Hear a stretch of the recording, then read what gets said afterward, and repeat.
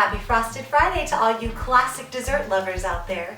I'm excited to show you some tips, tricks, and tiny secrets on one of my all-time favorite desserts, a classic bread pudding. So let's get started.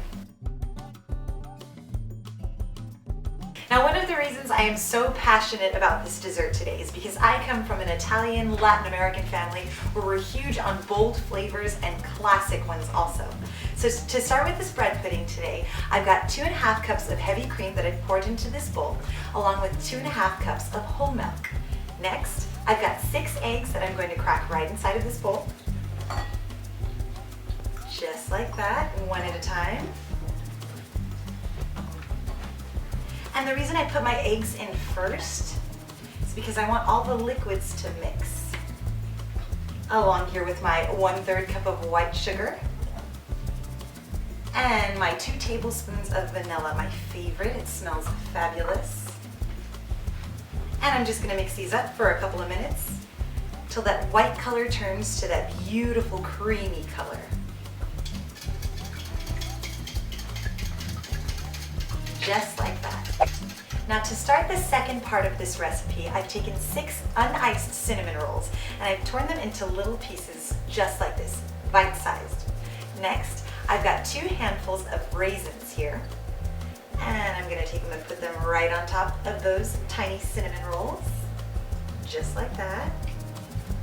And this is my favorite part of this recipe because you're not a good baker unless you make a mess and get your hands into it. So next, I've got 1/3 cup of brown sugar. And I'm also going to sprinkle this just across the top. Nice and smooth all over. And last but not least, I've got 2 tablespoons of cinnamon. And that's going to go right on top too. Now, I know those cinnamon rolls already have lots of cinnamon in them. But my goodness, this smells fabulous, and it just adds for that extra texture and extra taste. Perfect. And now comes my favorite part, where I get to use the best tools we have in the kitchen, your hands. I'm gonna take them and mix the cinnamon rolls with all of the extra ingredients. I'm just gonna toss them over just a little so that every bite will have a little of each of the flavors that I put in. Just like that. Then I'm going to take my liquid mixture and pour it right on top of this baking dish. To ensure that each of these cinnamon roll pieces is saturated in that delicious liquid, I'm going to take my 2 fingers and press in. The ones that I see are more on the dry side. Just like that. Now it's ready to go in the oven. I placed our uncooked bread pudding in the oven at 250 degrees for 10 minutes. This allowed for that tasty liquid and the cinnamon rolls to marinate together to form that shape that we're looking for. Then I put the temperature up at 325 degrees and allowed for the bread pudding to sit in there for an extra hour and 15 minutes. This way, the consistency turned out perfect. So this is our finished product here. Now we get to decorate.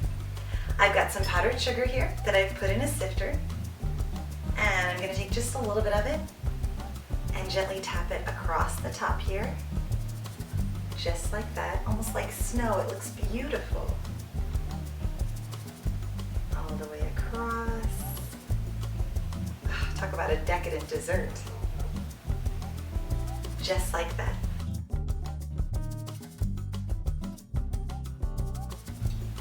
I'm going to take the corner because it's my favorite part. It's got the extra crispy edges. Now, I know what you're thinking. This doesn't look like traditional bread pudding because what makes it different is the creamy texture just at the bottom and the bread at the top. Those raisins smell wonderful. Perfect just out of the oven. You can even add vanilla ice cream or whipped cream on top, make it a la mode. You've got to try this at home. We'll see you next Frosted Friday.